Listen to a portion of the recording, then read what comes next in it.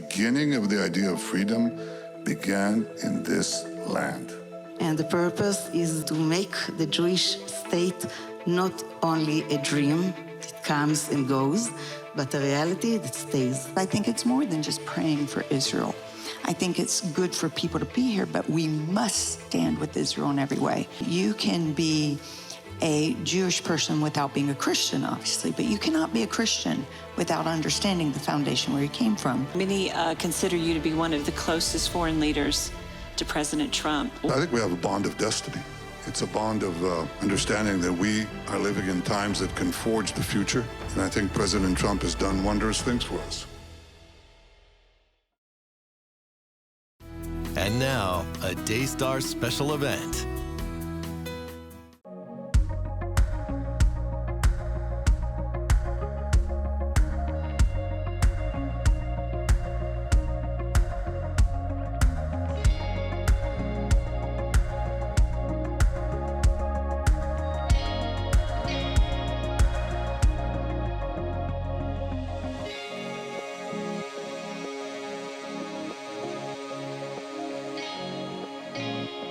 Hello, everyone. I am so honored to welcome you to a special Daystar presentation in a touching yet informative program called Together as One that celebrates the unbreakable bond between Israel and the Christian faith. United by their heart for the Holy Land, Prime Minister Benjamin Netanyahu, his wife Sara Netanyahu, and faith leader Paula White Cain join us for a powerful and timely discussion. And hosted by my wife herself, they take a deeper look into the spiritual weight surrounding Israel's future and the importance of God's covenant with Abraham, a promise that connects both Judaism and Christianity. You'll also get a rare glimpse into the personal lives of the Prime Minister and his wife while hearing their heart for the nation going forward. So let's keep our hearts and minds open, uniting both Jew and Gentile as God speaks to us through this needed conversation concerning the Holy Land. Enjoy. This is Niv Jacoby, president of the Meaning Channel from Palm Beach, Florida. Welcome to this historic, special joint broadcast of the Meaning Channel and Daystar, Together as One. Today, from Jerusalem, the capital of Israel, we celebrate the unique bond between the Christian community and the citizens of Israel. It is a great honor that the Prime Minister of Israel, Benjamin Netanyahu, and the First Lady, Mrs. Sara Netanyahu, are here with us today. The Prime Minister and his wife have constantly embraced the Christian world in every one of their visits to the United States and abroad, without exception, placing the relationship, friendship, and unity between us at the very top of their priorities. The bond between the Christian community and Israel is a historic one. We are now living in an era where this connection is being renewed in the spirit of unity, reconciliation, and understanding, recognizing that we are two faiths along one timeline that begin with Judaism and continues with Christianity through the birth of Jesus. The unity today between Christianity, Judaism, and the State of Israel is critical. It carries the potential to reshape the world as we know it and serve as a model for how people can live together in harmony, in faith, and in reverence for one God, each in their own personal path. In the power of unity, we can overcome any obstacle and banish all darkness. I want to thank President Trump, who did what no American president had done before, restoring faith to the center of the global stage, to the White House, and linking belief with actions of unity and global peace every single day. Together with the Prime Minister, they are shaping a new future for our region. Alongside Pastor Paula White Cain, who leads the faith office and joined us here today, they exemplify religion, pluralism, and unity in action. Let me conclude. Especially today, when there is so much hatred in the world, and sadly, much of it directed towards Jews simply because of their faith. Let us remember the words of Genesis 12:3. I will bless those who bless you, and curse him who curses you, and in you all the families of the earth shall be blessed. It is my great honor to now invite to the stage the host of this special evening, the president of the world's leading Christian network, Daystar, Joni Lamb. Joni is the bridge between faith, something intangible, and the screen, the physical. She is the channel who connects you, the viewer, with God every day. Please welcome Joni. Israel has always played a crucial role in God's vision to redeem humanity, and I've been blessed to partner with his redemption plan. You know, everything started when God spoke to my late husband, Marcus Lamb, on the Mount of Olives in 1983 to build the first Christian TV station in the history of the state of Alabama. Saying yes to that call led the Knesset to hand-deliver our license to broadcast in Israel, where we are now broadcasting into 2.77 million homes. As our efforts in Israel expanded, we eventually began creating original content from Daystar Studio in Jerusalem. We aided the poor, sent care to the sick and those in crisis, and stood proudly with groups seeking to end anti-Semitism, especially after the tragic attacks from Hamas on October 7th. Over $20 million has been donated from Daystar for the aid, rebuilding, and protecting of the land of Israel and its citizens. Because of God's grace, Daystar has been able to bless and walk alongside Israel, and for that, we are so grateful. Daystar partners, I want to thank you from the bottom of my heart. Thank you so much to Joni and the Daystar partners. Thank you, Daystar. A big toda. Thank you. תודה רבה לכל האנשים שעוזרים לנו. Thank you, Daystar! תודה רבה! Thank you, Daystar partners! Thank you so much! עם ישראל חי! עם ישראל, עם ישראל, עם ישראל חי! עם ישראל! Well, the Meaning Channel president, I want to thank him for producing this wonderful evening of celebrating the unbreakable bond between Israel and the Christian faith. We stand together as one, the Christian world and the people of Israel.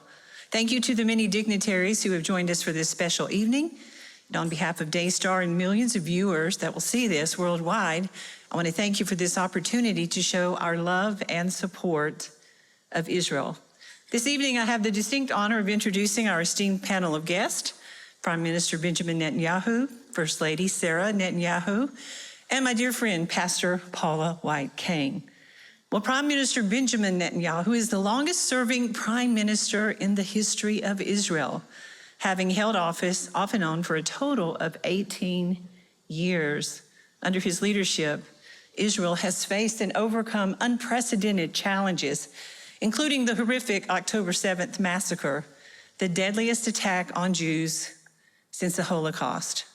Of course, this led to a multi-front war across 7 theaters, and most recently, he led what many are calling one of the most successful military campaigns in Israel's history, Operation Rising Lion.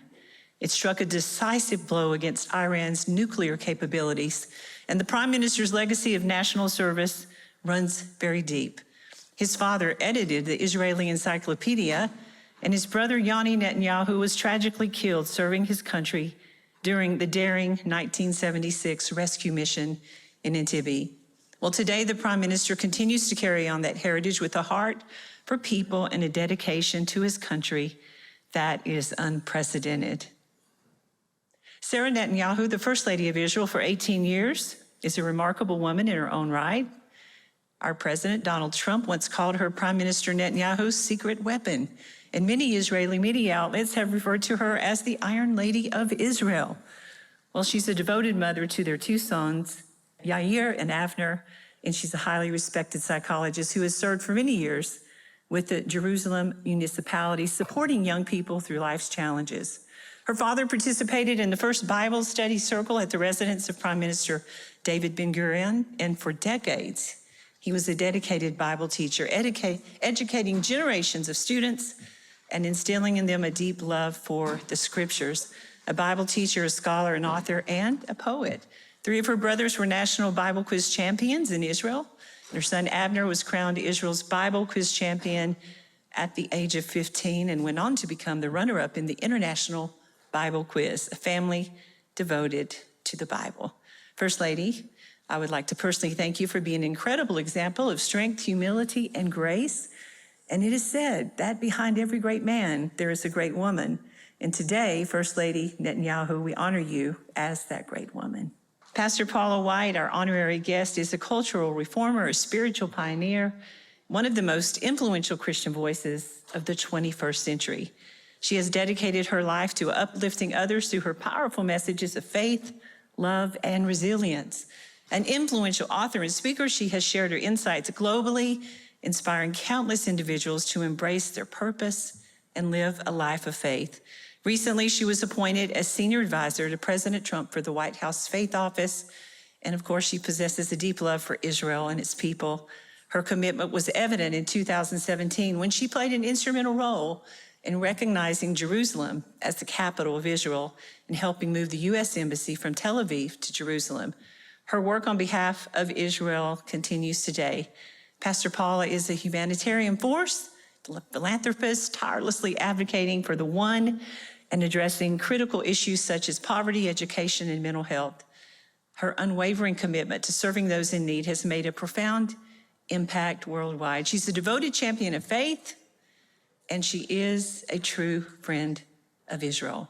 Please join me in welcoming Prime Minister Benjamin Netanyahu.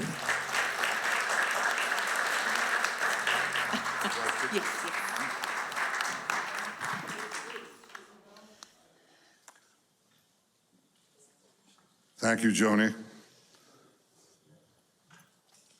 Thank you, Daystar. Thank you, Paula. And thank you, ambassadors, and the many friends of Israel from the Christian world. This is the city and the land where it all began. The Judeo-Christian tradition that promoted the belief in monotheism, a single God, that developed the idea of the sanctity of life, the sanctity of individual life, the idea of freedom.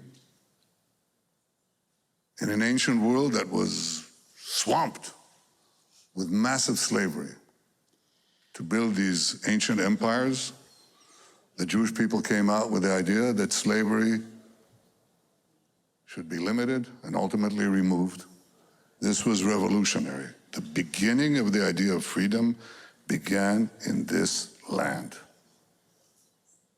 And that idea spread throughout the centuries, and especially in modern times, and changed the world. It gives hope to the world. It gives meaning to our lives. It gives a bond between the world's greatest democracy, the United States of America, and the world's vibrant democracy here in Israel. And that's a partnership that is bonded in faith, in history, in tradition. I had the great privilege of being invited to speak at the joint session of the American Congress. And I look on the wall and I see the quote from Moses. That's our common tradition, our common wellspring. We're immersed in the Bible. We live the Bible. We have a future because we have a past. And that past is shared by millions, hundreds of millions around the world. And I want to thank you on behalf of the people of Israel and the Jewish people for that enduring friendship, which is the mainstay of our present and future ability to live in a free, prosperous, and peaceful world. But that bond is being challenged today. It is being challenged today by a fanatic fundamentalism, an Islamist fundamentalism that seeks to subjugate all Muslims, that they view as infidels, eradicate the American and obviously the Israeli presence in the Middle East. They call America the great Satan. Israel is the small Satan, perhaps, but it's a small Satan standing in their way. And we fight them. We fight them together, as we recently have with President Trump's leadership and our partnership. Israel is now portrayed as the enemy of Christians. And the enemies of Christians are portrayed as the friends of the United States. Iran, a friend of the United States, an innocent victim. The Muslim Brotherhood, who chant death to America alongside Iran, friends of America.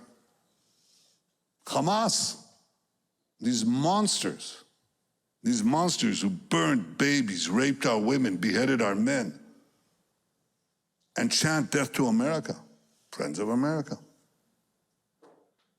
Israel has a thriving Christian community, the only thriving Christian community in the broad radius of the Middle East, where Christians are not tolerated, they're cherished. You can light Christmas trees in Nazareth. But in Bethlehem, the birthplace of Jesus, when Israel left and the Palestinian Authority came in, the Christian majority shrank from 80% to under 20% because there was no more Israel to protect them. We cherish our Christian friends. We protect the Christian holy sites, not only the Church of the Holy Sepulchre, but in the Galilee, not only in Nazareth, but in the Galilee, in Capernaum, where Jesus preached for 3 years. We uphold and cherish those sites. So Israel, the guardian of Christianity in the Middle East, is presented on American television by purchased influencers. It's presented as the enemy of Christianity. What folly, what lies, what a travesty of truth.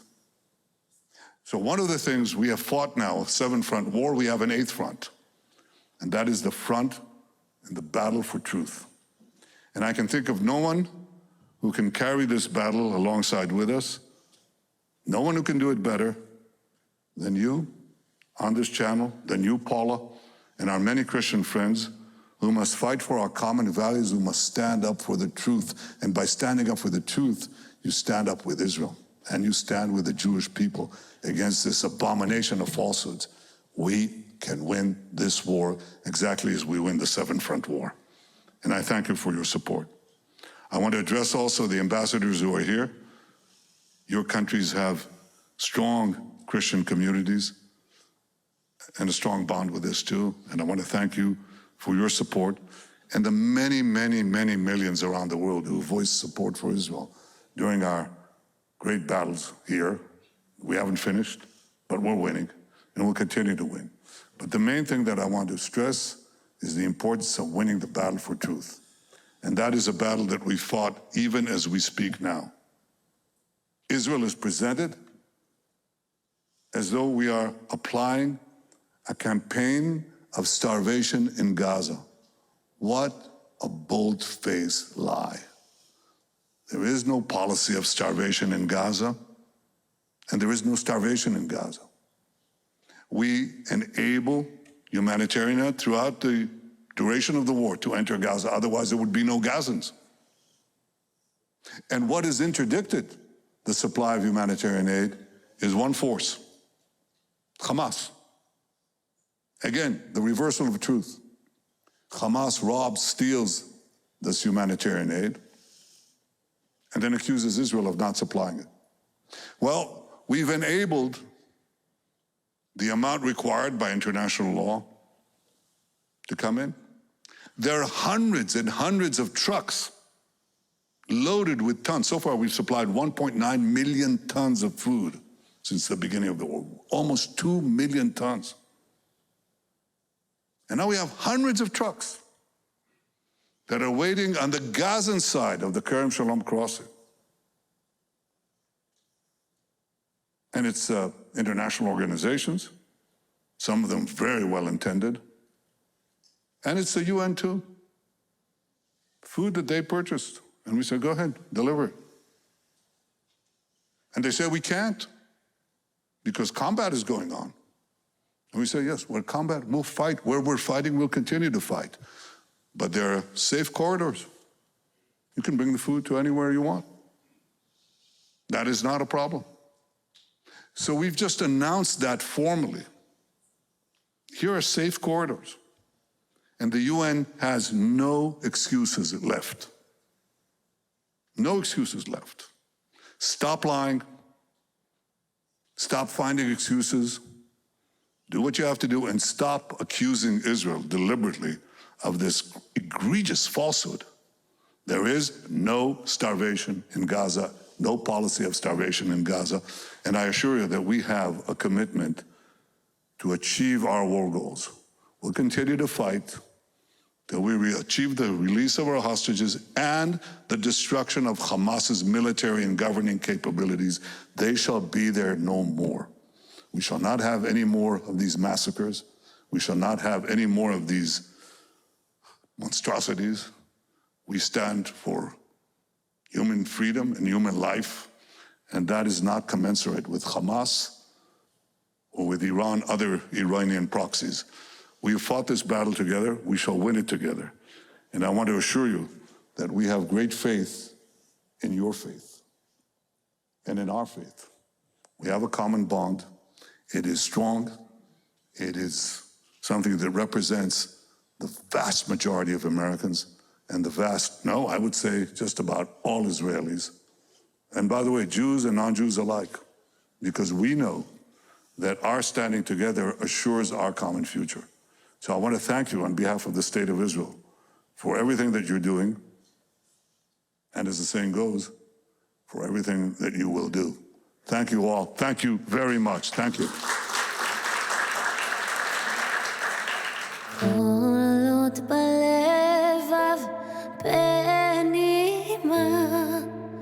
נפש יהודי הומייה ולפתי מזרח קדימה עין לציון צופיה עוד לא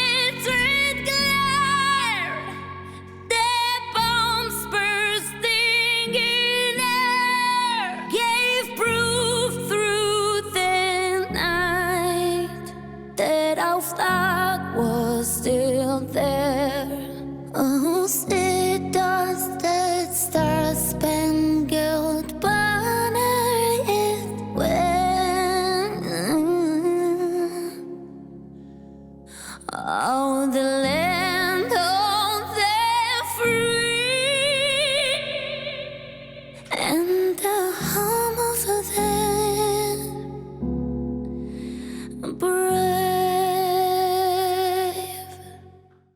Well, again, please welcome the Prime Minister of Israel, Benjamin Netanyahu, First Lady Sara Netanyahu, and Pastor Paula White Cain to the platform. All right, are we ready to get started? Are you ready to be interviewed a little bit? That's normally what I do. First Lady, grab your microphone there. We're going to ask you questions too. So Prime Minister Netanyahu, we are so happy to have you with us, and we are living in some of the most challenging times in history, especially here in Israel and the Middle East, and you are obviously a man of faith. How do you bring a sense of God's presence and peace into the Prime Minister's office and to the people of Israel? I was raised on the Bible. That's what we did. We studied the Bible from second grade on. I married Sarah, who's the daughter of a great Bible scholar. Our son, Avner, was the national Bible champion of Israel at the age of 15. We read when he was living with us, a portion of the Bible, of the Torah, every Saturday. Up to the age of 12, I taught him. From the age of 12 on, he taught me because he was so immersed in it. It's a family tradition because Sarah's brothers, as you mentioned before, were all Bible champions too. So the Bible is living with us, not merely as a book. When I, as a soldier, marched in the hills and valleys and plains of Israel, I thought of Joshua and of David and the prophets of Israel and the kings of Israel and the judges and later the Maccabees. It's not a theoretical thing. It's something that comes to our feet, into our hearts. Yes. And it's a living thing. Yeah. And all the places are real. You know that. I'm saying that to your audience. You come to Israel. These places that you read about, they're not on the moon. They're right here. Yeah. Actually in a small but beautiful country, Yes. but a giant country, because that's where, as I said, the great ideas of humanity and faith emerged. So the Bible is a living thing for me. And it's not only for me. It's what animated our people to return to our biblical homeland, to forge a life anew, to overcome odds that no people overcame with that great engine of faith and tradition. And the Bible says the Bible is the base. It's the stone on which we stand. Yes. And so doesn't change. It only gets more so, stronger with the challenges that we face. Well, how do you think you draw your faith? I mean, it's not from YouTube, it's okay, but it has a deeper wellspring, obviously. Yes, it does. And I think it explains a lot of the miracles that Israel has been able to perform because we have that stone on which to stand. Many consider you to be one of the closest foreign leaders to President Trump. What do you think makes your relationship so strong, and why is it so important for America to continue to stand with Israel?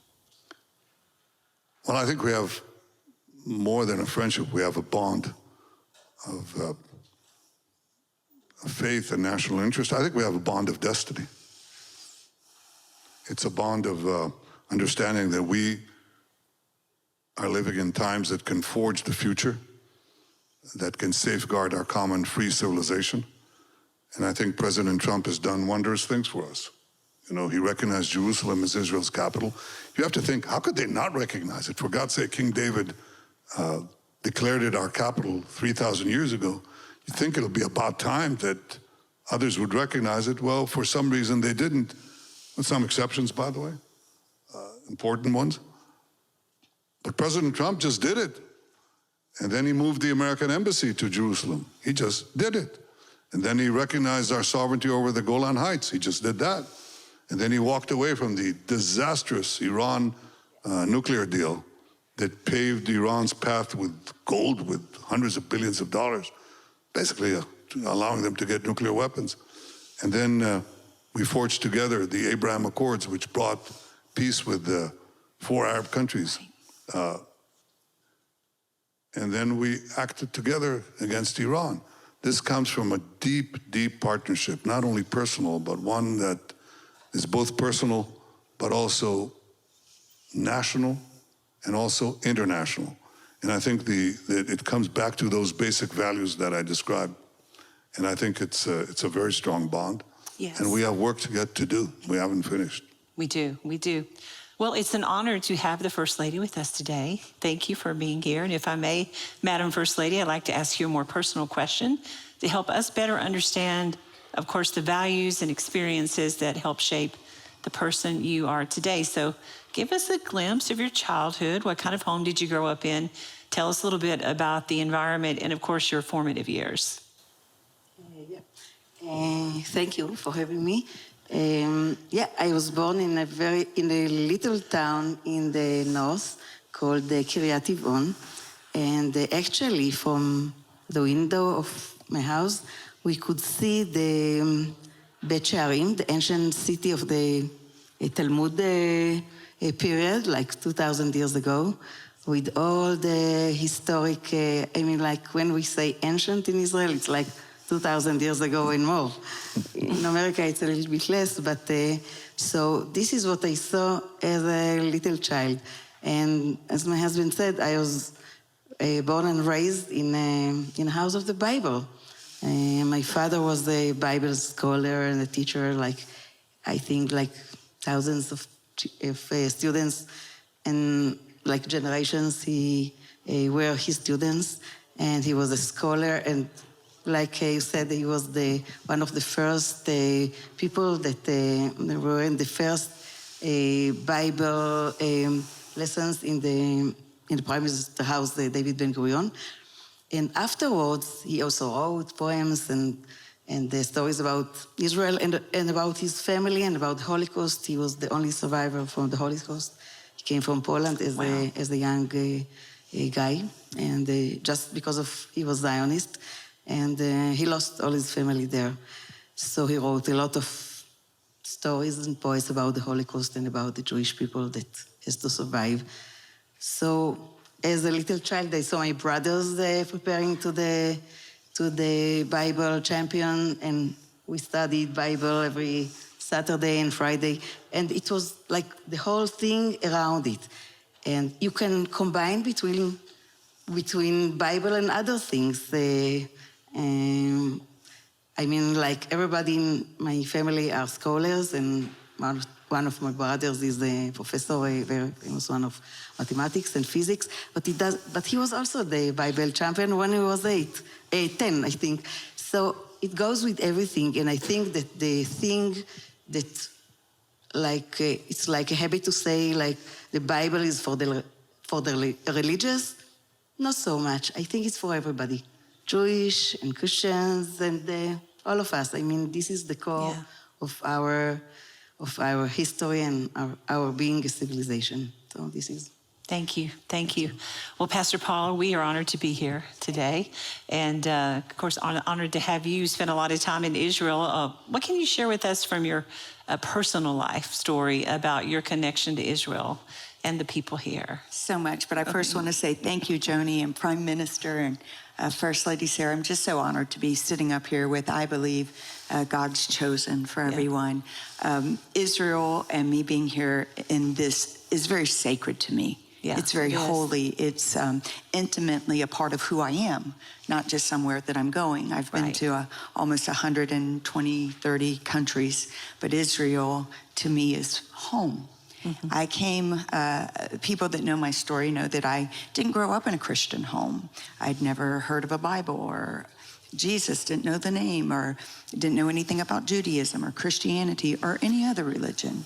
And at 18 years old, I had a very divine encounter, and someone gave me a Bible.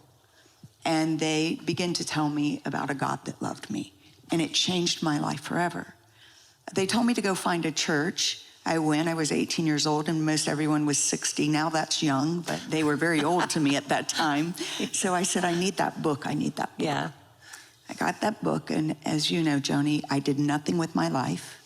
And I got very rejected by my family and by everyone else for this, because the minimum you could have was a master and a doctorate.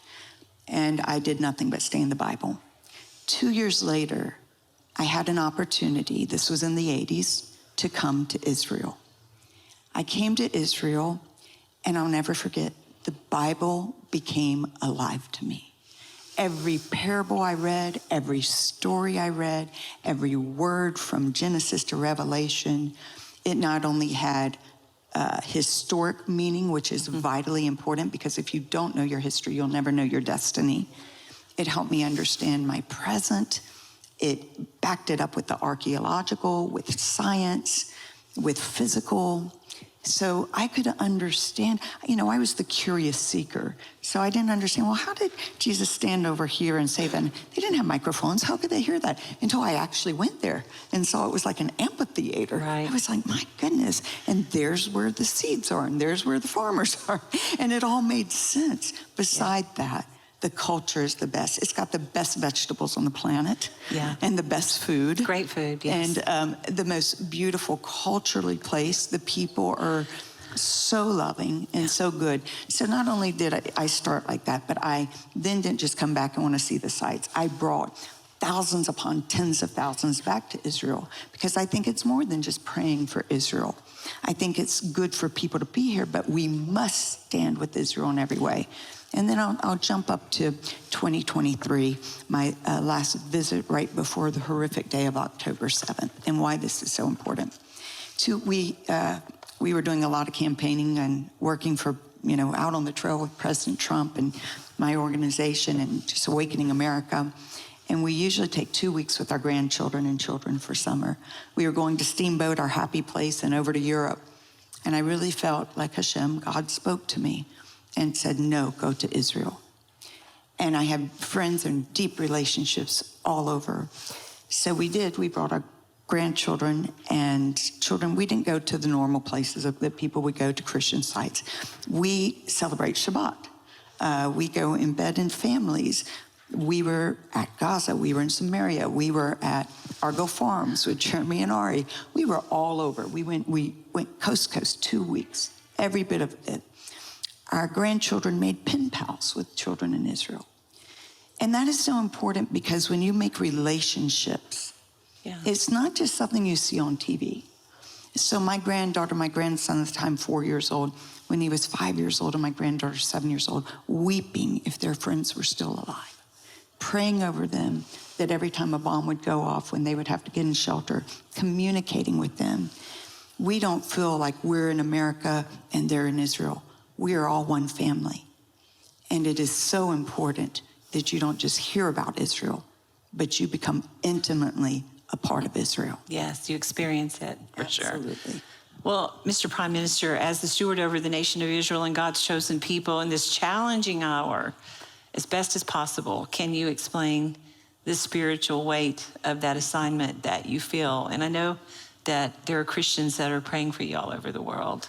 Well, first I want to thank them on behalf of the people of Israel and the state of Israel. I think people don't understand the depth of the support, the breadth of the support that we have in the Christian communities in the world. And it is far more dominant than the engineered campaign and the social networks. Yes. And the engineered algorithms and the fake bots. We understand. We saw just now great victory. Great victory. Amen. Against this thugocracy, these thugs who've taken over a great, talented, ancient people, the Persian people. They've taken them over, and they declare that they want to destroy us en route to destroy you. And so when we fought back and surprised the world, shocked the world with our successes, it went like an electric bolt through so many countries, and we got so many responses of people who identified not only with our resolve, our ingenuity, and our power, but also with our values, because they understand that that fundamentalist Islamist regime threatens them as well. We got it from the Arab world, we got it from the West, we got it from Asia. And we are seeing this rekindle an appreciation and a respect for the Jewish people. This is America's greatest ally. It's the one fighting ally that America has. And America stands with us, and we stand with America. But again, it is guided by the wellsprings of our tradition, our common tradition, and our faith. And I have to say that I think this partnership is not transitory. I think we can roll back the challenges, and I think we can embrace the future with confidence, with growing confidence, because we have the resolve and the ability to do these things. And when I lead the country, I'm strengthened by the people, by what I receive from my family, my late father and mother, and my brother, but also from my wife. You know what God said to Abraham? You know what he said to Abraham? You don't know? I should tell you. You should reread the Bible. He said, everything that Sarah tells you, listen to her. Unfortunately, there have been times that I've strayed from this principle, but most of the time I didn't. And it is a great partnership and one of great strength and resolve. But I also, I also like to come to the United States. And I can't say that my favorite place is the United Nations, but, I go there on an annual basis, and I give a speech. And very interesting, there's an officer there, an Irish-American officer. He's like 6'6", okay? And he is in charge of security at the UN. And every time I come out, he gives me his impression of the speech. And when I gave the speech, the last time I gave a speech, I asked him, so what do you think? He said, Prime Minister, it's good, but the one you gave on the bomb was better, And then, we chat. Yeah. And exactly what I'm telling you here, you see where his values come from. You see where his affinity to Israel comes from, and it's deep. Yeah. And it's that depth, that bedrock that I so much appreciate. It's here for sure, because otherwise our people wouldn't be here. But it's also the foundation of our common alliance. And I want to tell everyone who's watching us right now, come to Israel, especially young people of the Christian faith. Come to Israel. Come see the truth. Come see the Bible, the land of the Bible, and come see the land of the future. You'll be welcomed with open arms. So please do that. And don't listen to the lies. That's right, yeah. Don't listen to the lies. Good. Truth has a way of eventually chiseling away the lies. That's right, yes. But we don't have to wait. We speak the truth, and you can come here and see it directly. So thank you for your support. I appreciate it very much. So good. Yes. Paula, just to briefly touch on the importance of God's covenant with Abraham as it relates to Judaism and Christianity, and is Abraham a common thread between the two? Well, absolutely. And just picking up on what Prime Minister said, it's so important, Joni. I say this often, you can be a Jewish person without being a Christian, obviously, but you cannot be a Christian without understanding the foundation where you came from, of Judaism. And while Abraham is the father of the nation and the people of Israel, he is our spiritual father of faith. We've been grafted in. We always say, I'm just glad that I'm part of the branch. We're not the root. We're just glad that we got on the tree. And it's so important to understand that. If you go back, of course, to Genesis 12:3, those that bless Israel will be blessed, and those who don't will be cursed. We can't live out our faith and practice our faith, understand our faith, know our faith without understanding the foundation. You can't build a building and put up a window and put a door in. You must have the foundation. And if you don't understand the Old Testament, the Torah. As you know, I've spent most of my Christian ministry life, 40 years now, teaching the feast seasons, teaching on the things of Israel and Judaism and the foundations that are so important. Or even understanding that this is the only land that God ever made a covenant with the people. It's this so little piece of land. Brilliant. Yeah. So he makes this covenant with this man, Abram, turns his name to Abraham, as we all know. And he was so wise with the wisdom of God that he literally purchased it with a deed, knowing that the farmer or his family, future generations would try to come steal the land, because it does matter.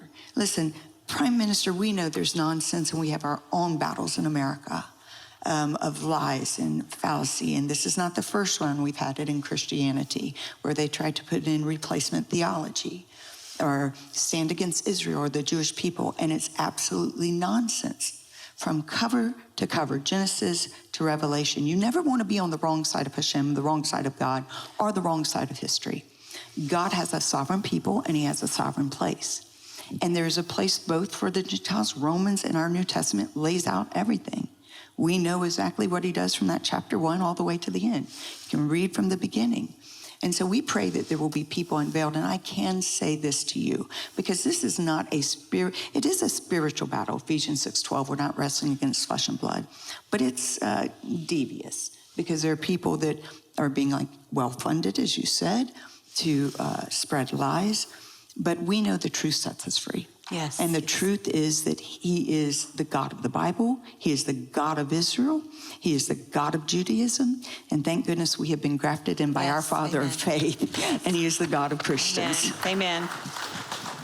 First Lady, for the past 18 years, you have stood steadfastly by the side of your husband, the Prime Minister, hosting, meeting, charming leaders from around the globe with your grace and dignity. But through your work, you have made a meaningful difference in the lives of countless children and families, giving your time, expertise, and your heart. What's inspiring, I think, is that through it all, you've never stopped working, you've never stopped caring, you've never stopped serving. The final question, as a child, did you ever imagine that you would one day become the person that you are and play the role that you're playing today? Actually, no. I couldn't imagine. And also, because as I told before, already I just raised in a scholar Bible house, so I saw my future either going to the university for Bible or literature, or eventually it was psychology. So I saw myself as what I am now, like an expert child psychologist, which is what I love and what I am doing. But I never thought to be involved in politics. So, and even when I met my husband, I didn't know what it's going to be. I mean, it is very challenging, very complex, very, sometimes it's, you do so many great things for your country, but the thing is that the deep state and the media didn't go so much together with us. So this one and these lies and the evil, especially as a child that was brought up in a Bible atmosphere and so good, everything was, doesn't include so much evil.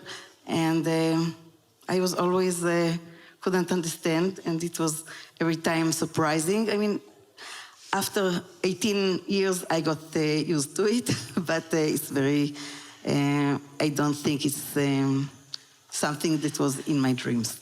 But I think that I overcame it. I just see the purpose, and the purpose is to serve together with the Prime Minister, my husband, the country. And when I see my children, I think that he's doing it for them and for all the children in Israel and for the next generation, to make the Jewish state not only a dream that comes and goes, but a reality that stays a home for the Jewish people and for the Israelis to live in a safe future. Yes, that's good. That's good. Okay, Prime Minister, tell us something about the First Lady that people would love to know in your busy schedule. How do you set enough time aside for each other? All that Sarah tells you, listen to her. what she told me when we came back to office, because, I lost an election, it happens. There's political life after death, after political death. Yes. So we came back. Yeah. With Sarah's great encouragement. But she said something interesting. She said, let's not repeat the mistake we made in our first term. We were very young. I mean, really young. And our children were really toddlers. I mean, and diapers, when we first, in our first term. Wow. And but we were very busy. We were swept into, public office. It has enormous demands on your time. And when we came back later, our children were older. They were in their teens. And Sarah said this. She said, these years that we have with our kids, they're never going to be returned to us. So let's not squander them. And let's do something different than we did in the first term. We have Shabbat dinner, Friday night, sacrosanct. By the way, no phones, none,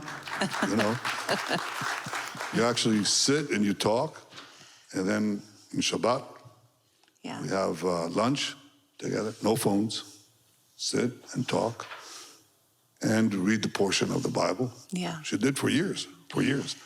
And this was Sarah guarding, this is the lioness guarding her cubs. And Sarah's a real lioness in fighting not only for our family, but fighting for our nation. Yes. And I think that after years of, just turbulence, vilification, I'm just gratified that as we go around the country, you see so many people recognizing her sacrifice, her contribution. And it's what I said, the truth has a way over time of eroding the lies and putting forward something of deeper and more permanent value. And I think that Sarah's contribution to our family, to me, and to the state is being more broadly recognized as time passes.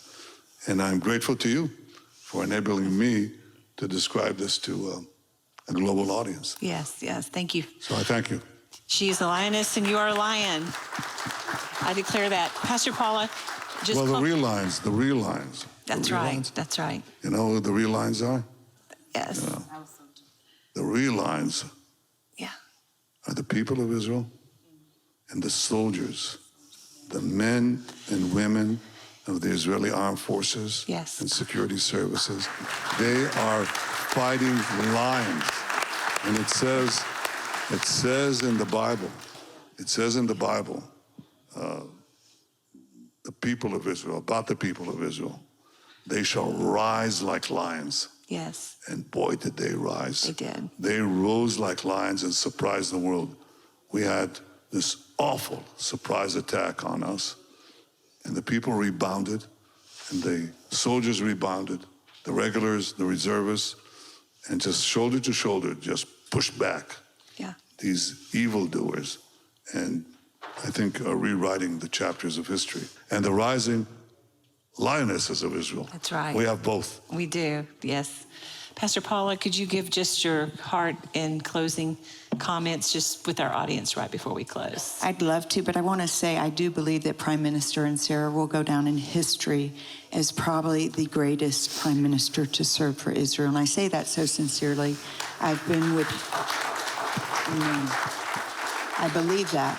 I've been with many world leaders all over the world. And I'll say to our audience, and I say this about Sarah all the time, you're beautiful inside and out. But both of you, who you are on this platform, Joni, is who they are in a green room, who they are in the Oval Office, at the Blair House. It is so refreshing. And we're so grateful for your leadership. There is no doubt that this is destiny and God's sovereignty for such a time as this. So thank you. It's an honor. There's so much I can share in closing, but I really want to invoke people. You know, America likes to think they're and we are the greatest nation of democracy and freedom, but especially young people and everyone wants to be a free thinker. And yet they're so bound by silly things that are so manipulated, like social media. Yeah. And whether it's TikTok or whichever one is getting their attention and putting out fake algorithms. You owe it to yourself to come to Israel. To be by yourself here, be with a group, be with friends and family, to explore the land, to meet the people, to eat the food, to go to the sites, to see the science, to see the archaeology, and then to sit, and especially I'm speaking to Christians, to sit in solitude and let God speak to you. What is the voice of a person that probably has very little depth theologically and is not qualified to speak in any such manner? This is the God of Israel, the God of Abraham, the God of our faith. And there is no way you can fully embrace your faith without fully embracing and understanding why this is so important to God. And he speaks to us. We believe that. He speaks to us through his word. He speaks to us in our spirit. And as you come, you will not only form a new bond with God in a deeper, intimate relationship, but I promise you'll make friends. I've seen the people of Israel, and this is something I'll say, I've seen the people of Israel. I started coming in the 80s, and everyone said, don't go over. They're bombing it. It's not safe. And I was just set on coming and walking the footsteps. There wasn't any bombs. And so people have this idea. It's certain nations, and one is Israel, like if they come, they're just going to be in the midst of a war. They're going to be in the midst of a lot of joy and dancing and great food and wonderful service and beautiful hotels. And you'll see some of the... Israel is not only spiritually important, but it's so geopolitically important. America, we would not have the advancement that we have if it were not for Israel. In their technology, their medical, and defense, in every area. We must always pray for the peace of Jerusalem. But my closing words are, do yourself a favor for yourself. Don't just be a hearsay of a third person or second person, or even our information. Come be a person that gets firsthand experience. Save that money, come to Israel, and make sure that you understand and experience Israel. Therefore, it's not just praying, which we must pray for the peace of Jerusalem. It's not just standing. Some people do, some people don't. But you will be a part of it, and I promise you, you will gain God's heart. Thank you very much. Well, and now we have a very special presentation on behalf of the Meeting Channel, an award to someone who has done so much to bring the Christian and Israeli communities closer together. God was always with us, guiding my father along this journey. And now God's hand is on me to lead this generation forward. Together, we have kept building new bridges between Christians and Jews. We have gone to the front lines, working tirelessly on the ground to save lives. And we're showing the world that love is stronger than hate. So Toda Rabah, thank you for all that you do to help keep this mission alive.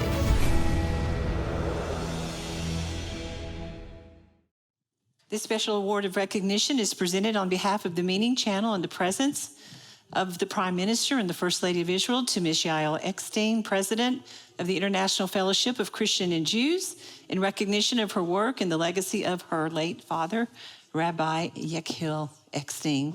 This honor is in recognition of her outstanding work in the strengthening the bond between the Christian community and the people of Israel, especially for her efforts in the rehabilitation of Israel following the events of October 7th. Can we please thank her one more time? God bless you. Well, I want to say a big thank you again to our esteemed guest on behalf of myself, Daystar, and the Meeting Channel. Thank you for being with us this evening. This concludes the event. God bless you. We hope you've been encouraged and inspired by this exclusive panel discussion. It was an incredible honor to host Prime Minister Benjamin Netanyahu, First Lady Sara Netanyahu, and Pastor Paula White Cain, and sharing this partnership between the Meeting Channel and Daystar. Together, we came as one so that we can share moments like this to bring hope, truth, and unity to the people of Israel and Christians around the world. If this conversation has impacted you in any way, we would love to hear from you. Comment on our social media, call the number on your screen to speak to one of our prayer partners. And above all, please continue to pray for the peace of Jerusalem. And don't forget, you can watch this program again anytime, anywhere at daystar.com/on-demand and share the message with others. From all of us here at Daystar, thank you for joining us. We love you. God bless you. We'll see you next time. This has been a Daystar special event. If you would like to receive prayer or learn more about this broadcast, call or log on. You can also watch this and other programs in full with Daystar On Demand online at daystar.com. This program was made possible by the generous donations of our Daystar partners and viewers like you. Thank you.